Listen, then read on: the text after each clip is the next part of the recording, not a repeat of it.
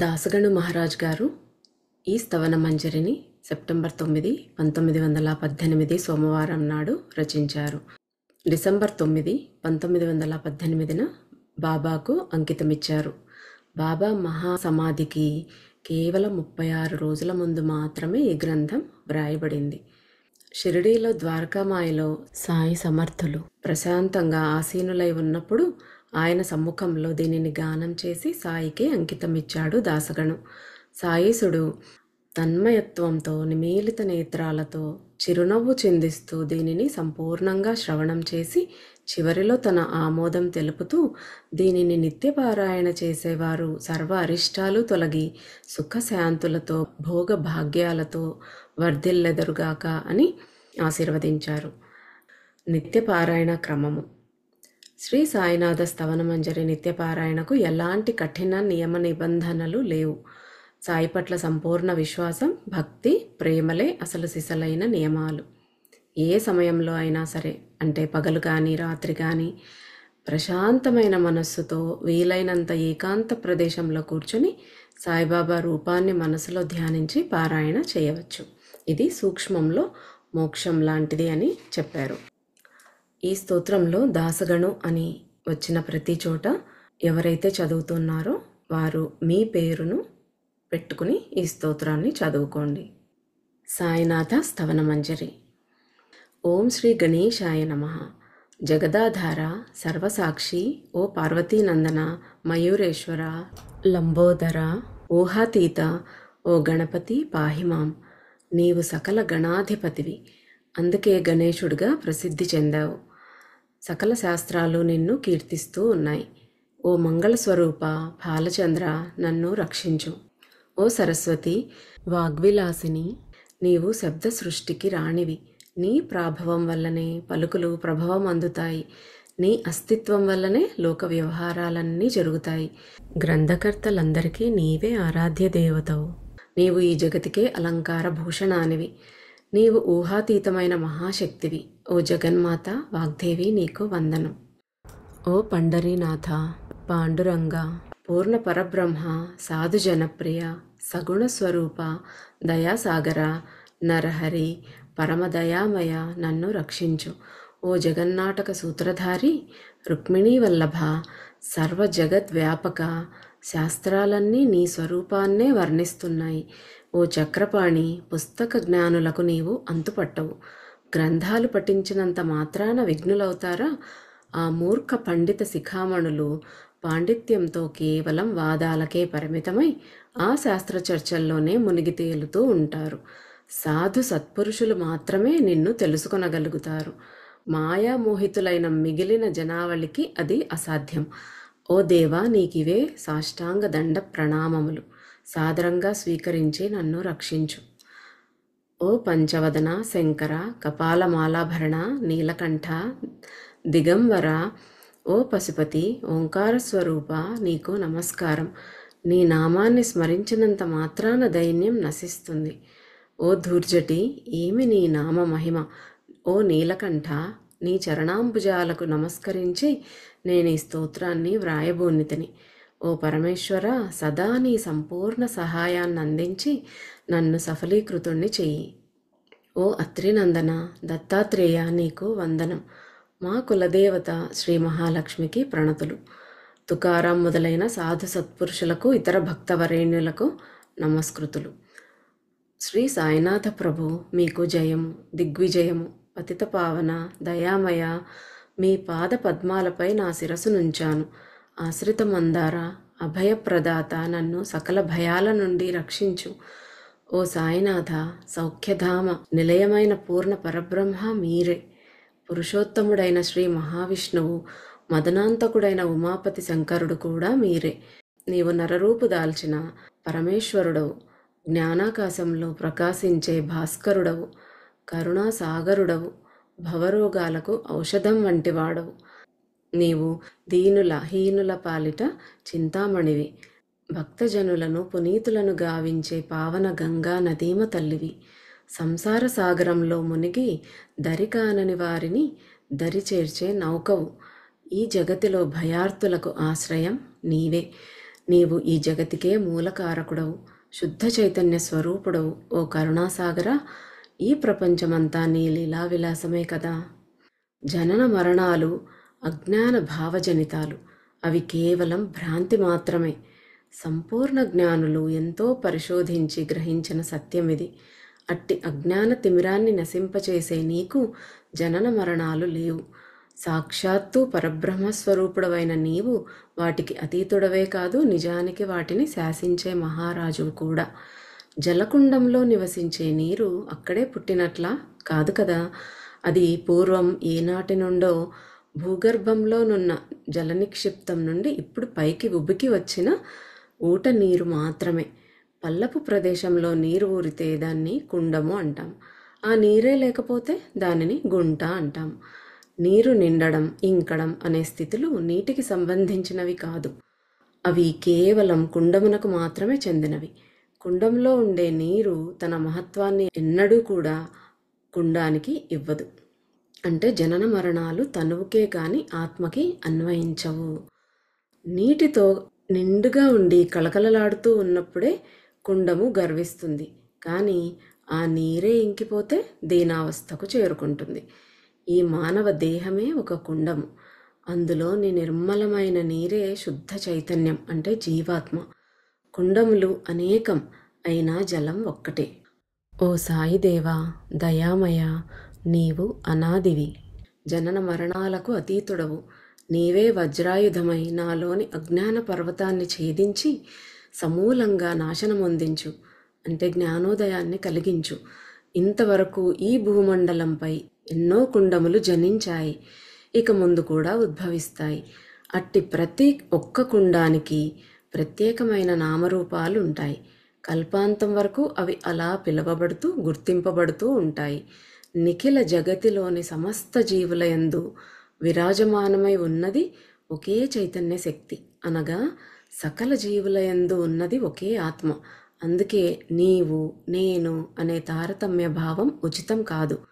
అణువులోనూ వ్యాపించి ఉన్న ఒకే చైతన్య వస్తువును నీవు నేను అని ద్వైత భావంతో చూడటం ఎంతమాత్రం సమంజసం కాదు. మేఘాలన్నింటి నుండి వర్షింపబడే నీరంతా ఒక్కటే. కానీ ఆ నీరు బావులపై పడగానే నదీ నదములు, కాలువలు, సరస్సులు, బావులు, ఊటబావులు అని రకరకాల రూపాలు పొందుతుంది. గోదావరి నదీ గర్భంలో చేరిన నీరు గోదావరిగా పిలువబడుతూ పవిత్రంగా భావించబడి పూజలందుకుంటుంది. కానీ బావుల్లో, గుంటల్లో చేరిన నీటికి అంతటి విలువ ఉండదు. ఓ సాయి పరమాత్మ, మీరు అమల గోదావరి ప్రవాహం లాంటివారు. మేము అల్పమైన వాపీకూప తటాకాల్లాంటి వాళ్ళం. మీకు మాకు మధ్య అదే తారతమ్యం. ఓ సాయి గురువరా, మా జీవితాలు సార్థకం చేసుకోవడం కోసం మీకు సర్వస్వ శరణాగతులమై మీ దరి చేరాం. మమ్ము సదా రక్షించండి. గోదావరి జలాలకంతటి పవిత్రత ఆ నదీ గర్భం వల్ల మాత్రమే. అంతేకాని జలానికి ప్రత్యేకమైన విశిష్టత అంటూ ఏమీ లేదు. ఏ నీరైనా ఒక్కటే. నిజానికి గోదావరి గర్భం వల్లనే ఆ నది ప్రవహించే ప్రదేశమంతా పవిత్రత సంతరించుకుంది. పరిశీలించి చూడగా అట్టి పవిత్రతను చేకూర్చే విశిష్ట గుణం ఆ భూభాగంలోని మట్టిదే. మేఘాల నుంచి నేలపై కురిసిన నీరు ఎక్కడ ఎట్టి మార్పు చెందకుండా కల్మషపూరితం కాకుండా ఉంటుందో ఆ భూభాగాన్ని జ్ఞానులు పవిత్ర గోదావరి అని వ్యవహరిస్తారు. మేఘాలలోని జలం మొదట మధురంగా ఉంటుంది. కానీ అది ఇతర ప్రదేశాలలో కురవగానే అక్కడి నేల యొక్క సహజ గుణాల వల్ల రోగకారకం, ఉప్పు, చేదు లాంటి అవగుణాలను గ్రహిస్తుంది.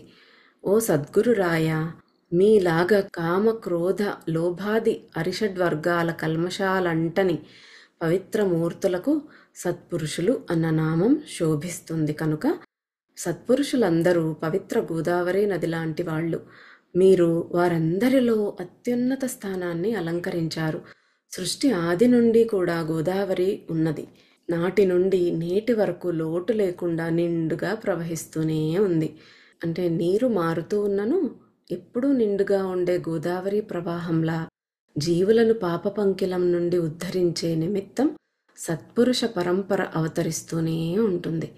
ఎప్పుడో త్రేతాయుగంలో శ్రీరామచంద్రుడు పవిత్ర గోదావరి నదీ తీరాన్ని దర్శించారు. అప్పుడున్న నీరు ఇప్పుడుంటుందా? ఏనాడో సముద్ర గర్భంలో కలిసిపోయి ఉంటుంది. కానీ ఆనాటి నుండి ఆ నదీ గర్భం మాత్రం అలాగే ఉంది.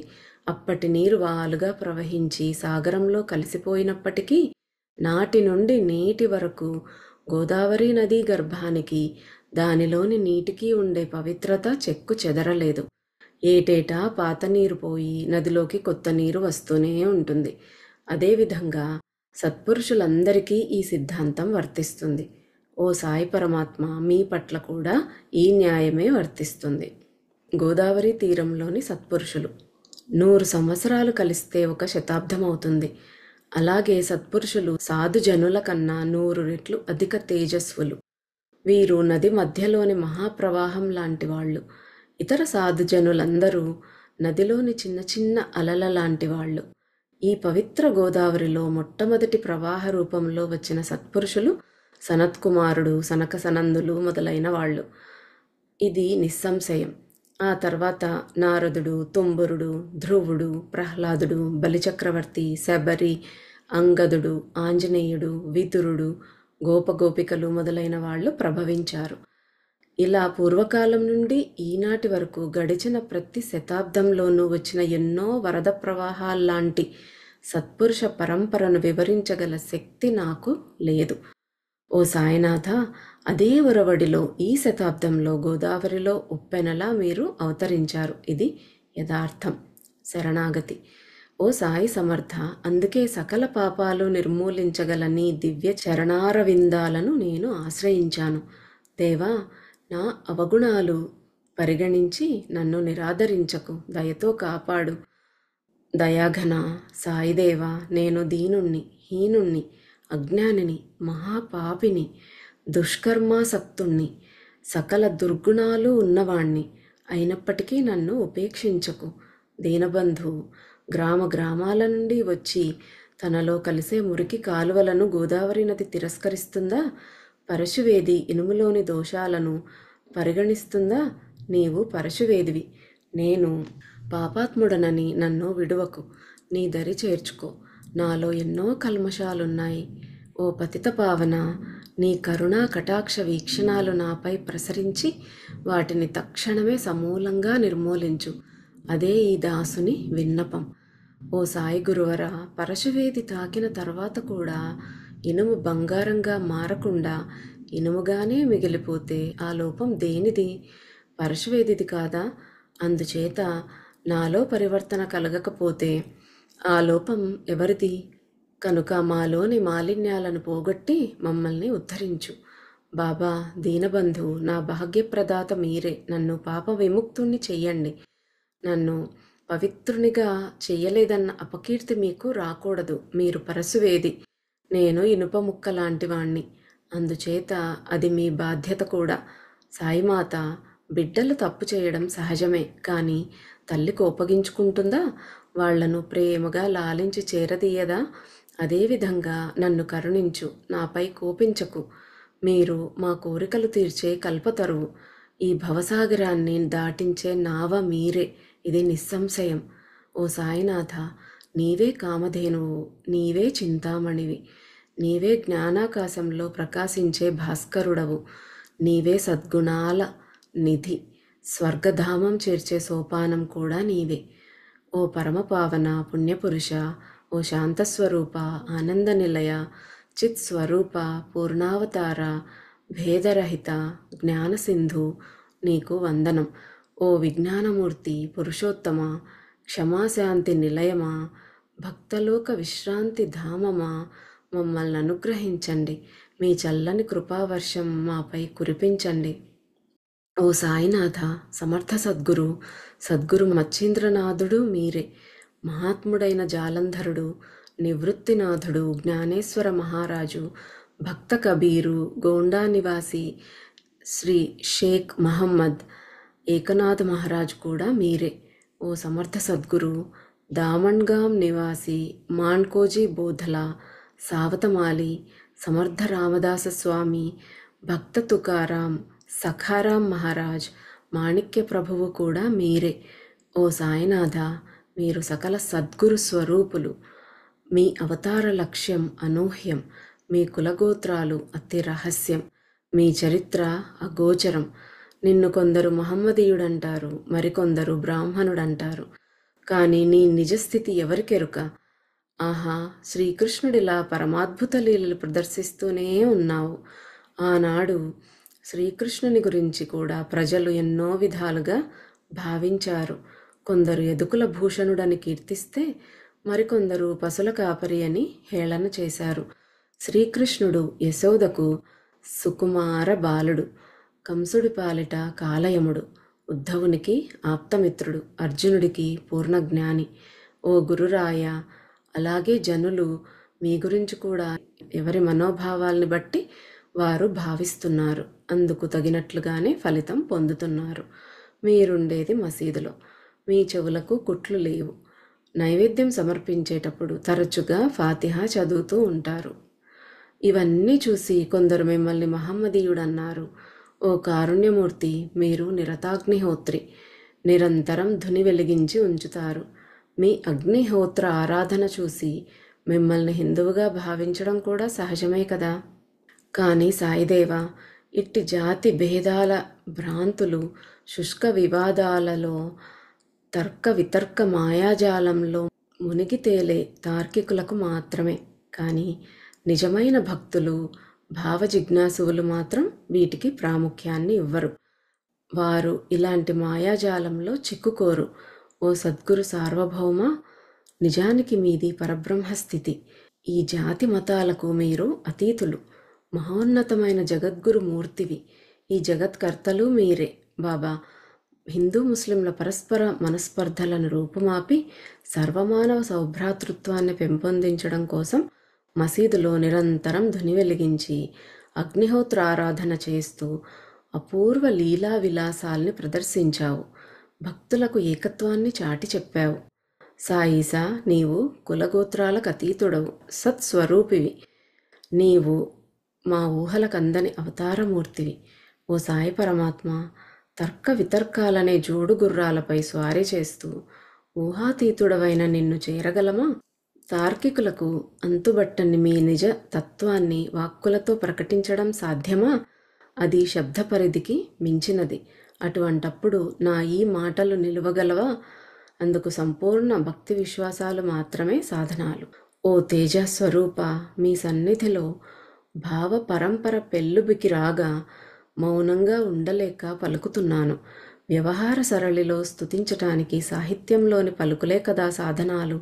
అందువల్ల మిమ్మల్ని కీర్తించే ఈ పదజాలమే పవిత్ర స్తుతి సాహిత్యమై చిరస్థాయిగా నిలుచుగాక. అందుచేత మీ అనుగ్రహం వల్ల లభించిన కవితాశక్తితో నా శక్తి కొలది మిమ్మల్ని సదా కీర్తిస్తూనే ఉంటాను. సత్పురుషులు ఎంతో ఉన్నతులు. వారు దేవతల కన్నను శ్రేష్ఠులు. ఎందుకంటే వారికి తన పర అనే భేదభావం ఉండదు. వారు ఆశ్రితుల ఎడ ఎలాంటి తారతమ్యం చూపించకుండా వారిపై కరుణ రసం కురిపిస్తారు. హిరణ్యకశిపుడు, రావణాసురుడు మొదలైన వాళ్ళు దేవతల్ని ద్వేషించారు. అందుకే వారి చేత సంహరించబడ్డారు. కానీ సత్పురుషుల చేతిలో అలా హాని పొందిన వారు ఒక్కరూ లేరు. గోపీచంద్ మహారాజు జాలంధర్ మునీశ్వరుణ్ణి పేడకుప్పలో పాతిపెట్టాడు. కానీ ఆ మహాత్ముడు అతడి దుష్కార్యానికి ఎంతమాత్రం కలత చెందలేదు. పైగా ఆ మూర్ఖుడైన గోపీచంద్ మహారాజుకు ఆ దోషం అంటకుండా కాపాడి అతన్ని ఉద్ధరించాడు. అంతేకాదు, అతనికి అమరత్వాన్ని కూడా ప్రసాదించాడు. ఇట్టి సాధు సత్పురుషుల ఔన్నత్యాన్ని వర్ణించడం ఎవరితరం? సాధు సత్పురుషులు సూర్యభగవానుని వంటివారు. వారి కృప జ్ఞాన ప్రకాశం. వారు అమిత సుఖప్రదాత అయిన చంద్రుడు లాంటివారు. వారి కరుణ చల్లని వెన్నెలలా ఆహ్లాదభరితం. సాధు సత్పురుషులు పరిమళభరితమైన కస్తూరి లాంటివారు. వారి అవ్యాజ కరుణ సుగంధంలా పరిమళిస్తుంది. వారు రసప్రపూర్ణమైన చెరుకు లాంటివారు. వారి దయ అత్యంత మధురం. వారు దుష్టుల యందు శిష్టుల యందు కూడా సమభావం కలిగి ఉంటారు. అంతేకాదు, పాపాత్ములపై మరింత దయ కలిగి ఉండడం వారి సహజ గుణం. ఎలాగంటే, మలిన వస్త్రాలే శుభ్రం కావడానికి గోదావరి నది వద్దకొస్తాయి. కానీ శుభ్రమైన బట్టలకు ఆ అవసరం ఉండదు. అవి గోదావరికి దూరంగా పెట్టెలోనే ఉంటాయి. అయితే ఆ పెట్టెలో ఇప్పుడున్న పరిశుభ్రమైన వస్త్రాలు కూడా పూర్వం మురికివే. ఒకప్పుడు గోదావరి వద్దకొచ్చి శుభ్రపడి పెట్టెలో చేరినవే. ఓ సాయి సమర్థ, పతిత పావన, ఆ పేటికే వైకుంఠం. మీరే పవిత్ర గోదావరి. మీ యందు అచంచల విశ్వాసమే స్నానఘట్టం. జీవులే వస్త్రాలు, అరిషడ్వర్గాలే మాలిన్యాలు. అనగా మీ యందు విశ్వాసం అనే స్నానఘట్టంలో జీవాత్మలనేడి వస్త్రాలు షడ్వికారాలనే మాలిన్యాలను తొలగించుకుంటాయి. ఓ సాయి సమర్థ, మీ పాద పంకజ దర్శనమే మాకు పవిత్ర గోదావరి స్నానం. కరుణా కటాక్ష వీక్షణాలు మాపై ప్రసరించి మా పాప ప్రక్షాళన గావించి మమ్మల్ని పునీతులను చేయగల సమర్థులు మీరే. పరమ పావనమూర్తి, మేము సామాన్య మానవులం. ఇహలోక వాసనలకు లోబడి మేము చేసే పనుల వల్ల పాపాలను పొందుతూ ఉంటాం. అందుచేత వాటి ప్రక్షాళనం కొరకు తరచూ మీలాంటి ఉత్తమ సాధు సత్పురుషుల సందర్శనం మాకు అవసరం. గోదావరి నదిలో నీరు పుష్కలంగా ఉన్నప్పుడు శుభ్రపడడం కోసం మురికి బట్టలు వస్తాయి. అవి శుభ్రం కాకుండా అక్కడి స్నానఘట్టాలపై మలిన వస్త్రాలుగానే మిగిలిపోతే ఆ అప్రతిష్ట గోదావరికే కదా. ఓ సద్గురు మౌళి, మీరు ఏపుగా పెరిగి చల్లని నీడనిచ్చే మహావృక్షం లాంటివారు. మేము తీవ్ర తాపత్రయాగ్నితో బాధపడుతూ మీ నీడన సేద తీరాలని ఆరాటపడే బాటసారులం. ఓ గురు సార్వభౌమ, కరుణావరుణాలయ, సర్వోత్కృష్టమైన మీ సత్కృప అనేది చల్లని నీడలో మమ్మల్ని సేద తీర్చి ఆ వేడి నుండి రక్షించండి.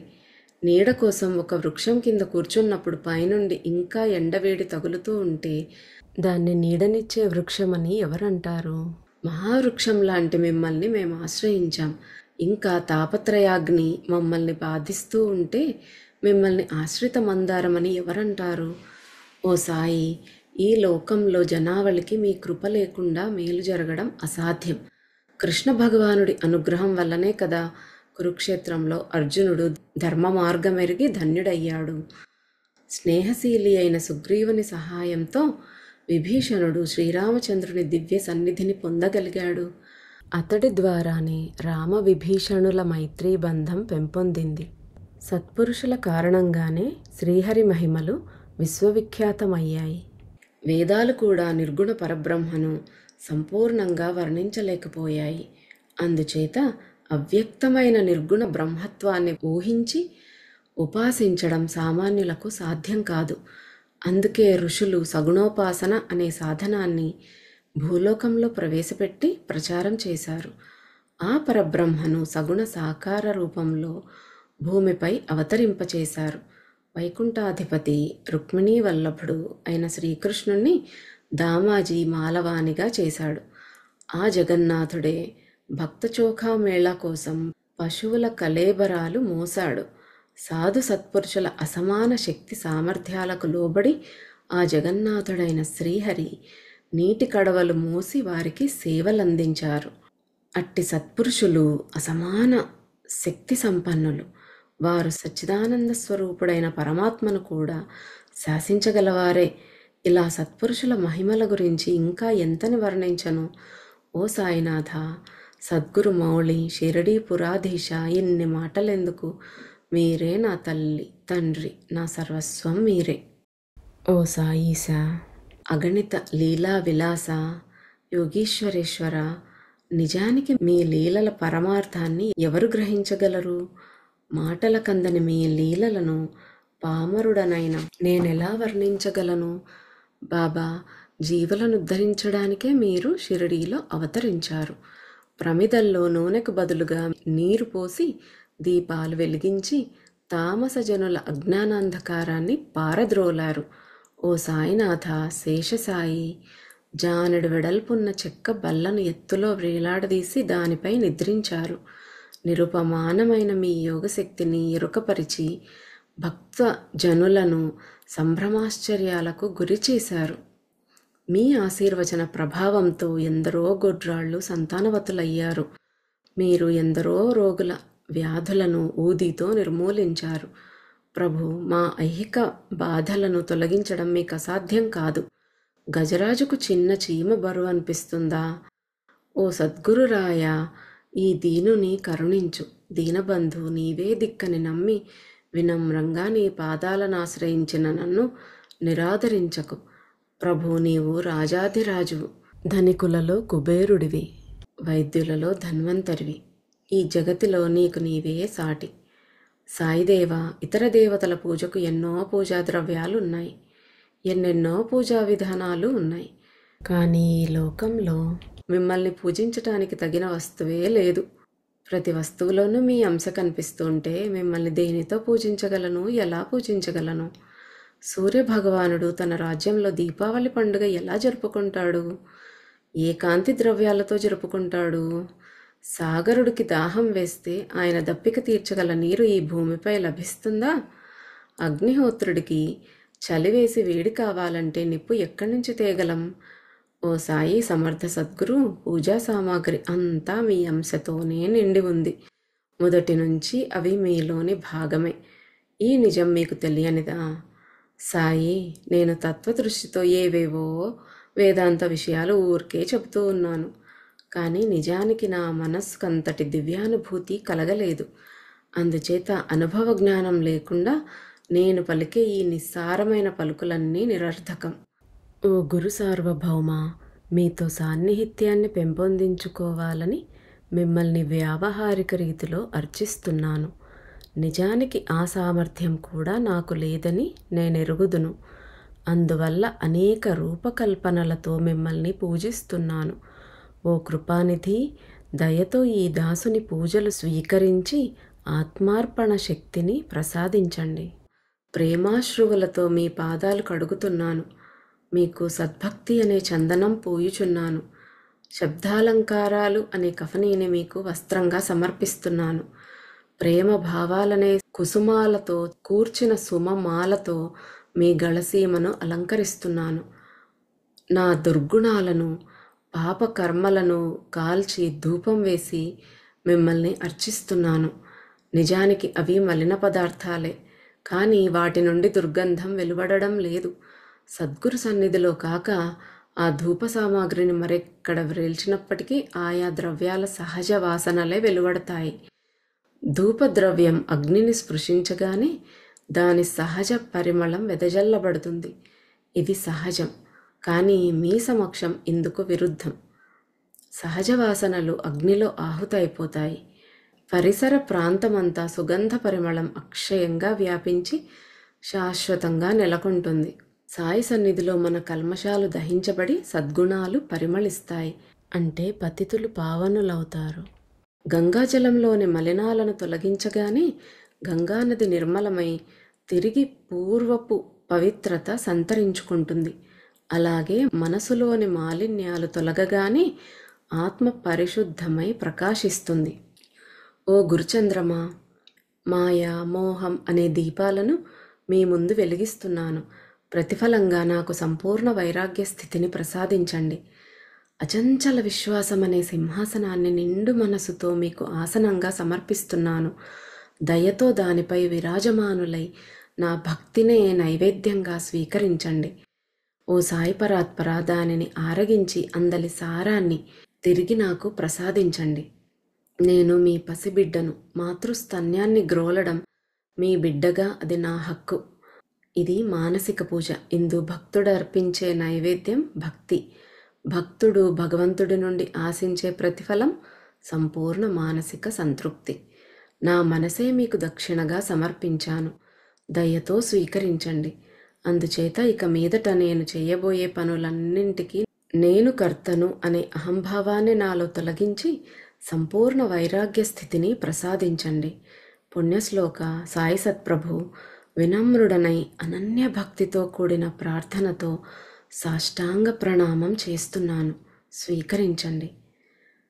ప్రార్థనాష్టకం. సాయినాథ, శాంతచిత్త, అసమాన ప్రజ్ఞాధురీణ, దయాఘన, కరుణాసింధు, సత్స్వరూప, మాయామోహాంధకార వినాశక, కులగోత్రాలకతీతుడవైన ఓ సిద్ధపురుష, ఊహాతీత, కరుణా వరుణాలయ, షిరిడీపురవాస, ఓ సాయినాథ ప్రభు పాహిమాం పాహిమాం.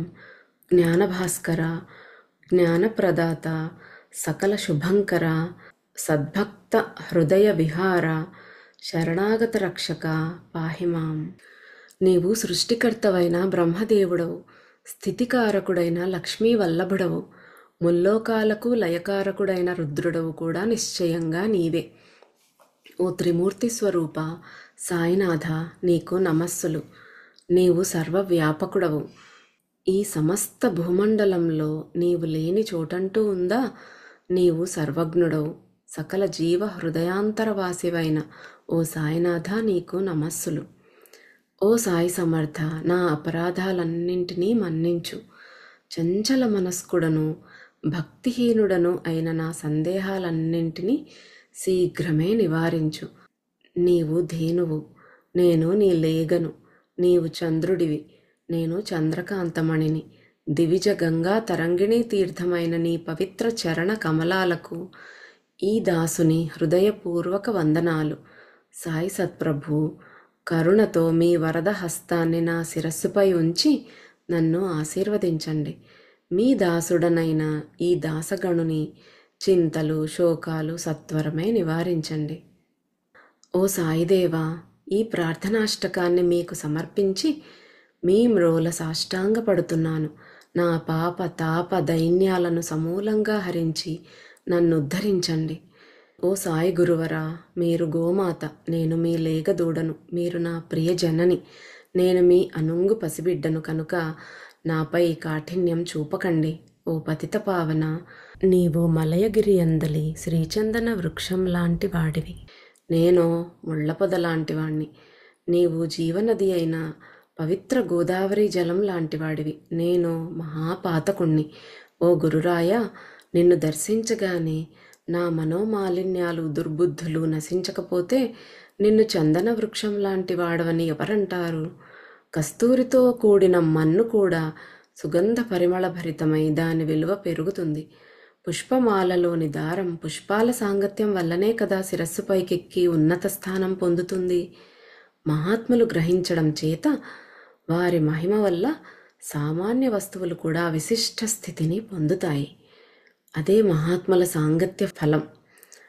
నిజానికి భస్మం, కౌపీనం, నంది సామాన్య వస్తువులే, కానీ మహేశ్వరుడు గ్రహించడం చేత వాటికి జగద్విఖ్యాతి కలిగింది. గోపగోపికలను రంజింపచేయడానికి శ్రీకృష్ణ పరమాత్మ యమునా తీరాన బృందావనంలో ఉట్లు కొట్టి రాసక్రీడ సలిపాడు. అందుకే గోపకులకు బృందావనానికి యమునా తీరానికి ఎంతో ప్రాశస్త్యం, బుధజనుల గుర్తింపు లభించాయి. ఓ గురుదేవ సాయినాథ ప్రభు, నేను దురాచారుణ్ణే, కానీ మీ శరణు జొచ్చాను. నా దురాచారాలను నిర్మూలించమని, నాకు సదా మీ పద సన్నిధిని ప్రసాదించమని మిమ్మల్ని పదే పదే వేడుకుంటున్నాను. సుఖాల నాశించి మేము కోరే ఇహలోక పరలోక సంబంధమైన కోరికలు మీరు తప్పక నెరవేరుస్తారని నాకు నిశ్చయంగా తెలుసును. కానీ గురుదేవా, నాకు సంపూర్ణ వైరాగ్య బుద్ధి, ఏ సుఖాలు ఆశించని స్థితినివ్వండి. చంచలత లేని నిశ్చల మనస్సునివ్వండి. బాబా, నా మనస్సు సదా నా ఆధీనంలో ఉండేటట్లు అనుగ్రహించండి. సముద్రంలోని నీరు తీయగా మారితే ఇంకా ఉప్పు నీరు త్రాగవలసిన అవసరం ఉండదు కదా. సాయి సమర్థ, సముద్ర జలాలను సహితం మధురంగా మార్చగల అపార శక్తివంతులు మీరు. అందువల్ల మీ దాసుడైన ఈ దాసగణుని ఈ చిరు కోరికను మన్నించండి. నా దోషాలన్నీ స్వీకరించమని మిమ్మల్ని అర్థిస్తున్నాను. సిద్ధపురుషులలో అగ్రగణ్యులైన మిమ్మల్ని నా దోషాలెంత మాత్రమూ అంటవు. బాబా, ఇన్ని మాటలెందుకు? మీరే నా ఆశ్రయం. తల్లి ఒడిలో ఉన్న బిడ్డ ఎంతో నిర్భయంగా, ఎంతో సురక్షిత భావంతో ఉండటం సహజమే కదా. నేను కూడా మీ అండ చేరి అలాంటి దివ్యానుభూతిని అనుభవిస్తున్నాను. ఫలశ్రుతి. ఓ సాయి సత్ప్రభు, ఎవరైతే భక్తి ప్రేమలతో ఈ స్తోత్రాన్ని పఠిస్తారో వారి కోరికలు నెరవేరేలా అనుగ్రహించండి. ఈ శ్రీ సాయినాథ స్తవన మంజరిని నిత్యం పఠించే వారిపై మీ అనుగ్రహం సదా ప్రసరించి 1 సంవత్సరంలోనే వారి త్రితాపాలు కడతేరుగాక. శుచిర్భూతులై నిర్మలాంతఃకరణతో నిశ్చలమైన భక్తి విశ్వాసాలతో ఎల్లరూ ప్రతినిత్యము ఈ స్తవన మంజరిని పఠించెదరుగాక. నిత్యపారాయణకు అవకాశం లేకపోతే ప్రతి గురువారం రోజున సాయి సద్గురుని దివ్య మంగళ స్వరూపాన్ని మీ మనసులో ప్రతిష్ఠించి దీనిని పఠించండి. అందుకు కూడా అశక్తులైతే కనీసం ప్రతి ఏకాదశి నాడు భక్తితో పఠించినప్పటికీ అద్భుతమైన ఫలం పొందగలరు. పాఠకులారా, మహామహిమాన్వితమైన ఈ స్తవన మంజరిని పఠించే వారిపై సాయి భగవానుని కృప వర్షిస్తుంది. సాయి పరమాత్మ సత్వరమే వారి ఐహిక పారమార్థిక కోరికలన్నీ నెరవేర్చి అంత్యకాలంలో ఉత్తమ గతులు ప్రసాదిస్తారు. దీనిని తరచూ పఠించినచో మందబుద్ధుల బుద్ధి వికసిస్తుంది. అల్పాయుష్కులు శతాయుష్కులవుతారు. ఈ స్తవన మంజరి నిత్యపారాయణ వలన నిరుపేదల ఇంట కుబేరుడే నివసిస్తాడు. ఇది సత్యం, సత్యం, సత్యం, ముమ్మాటికి సత్యం. ఈ స్తోత్ర పారాయణ వల్ల సంతానం లేని వారికి సంతానం కలుగుతుంది.